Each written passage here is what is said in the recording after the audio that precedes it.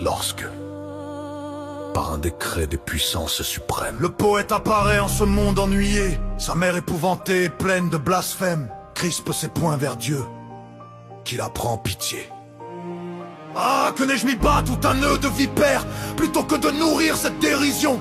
Maudite soit la nuit aux plaisirs éphémères, où mon ventre a conçu mon expiation. Puisque tu m'as choisi entre toutes les femmes pour être le dégoût de mon triste mari, et que je ne puis pas rejeter dans les flammes comme un billet d'amour ce monstre rabougri, je ferai rejaillir ta haine qui m'accable sur l'instrument maudit de tes méchancetés. Et je tordrai si bien cet arbre misérable qu'il ne pourra pousser ses boutons empestés.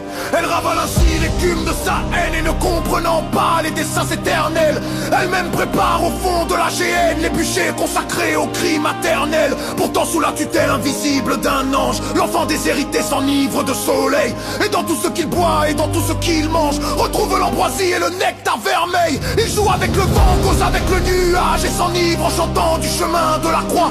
Et l'esprit qui le suit dans son pèlerinage pleure de le voir gai comme un oiseau des bois. Tout ce qu'il veut aimer l'observe avec crainte, ou bien s'enhardissant de sa tranquillité cherche à qui saura lui tirer une plainte et font sur lui l'essai de leur férocité. Dans le pain et le vin destiné à sa bouche, il mêle de la cendre avec un beurre crachâtre. Avec hypocrisie il jette ce qu'il touche, et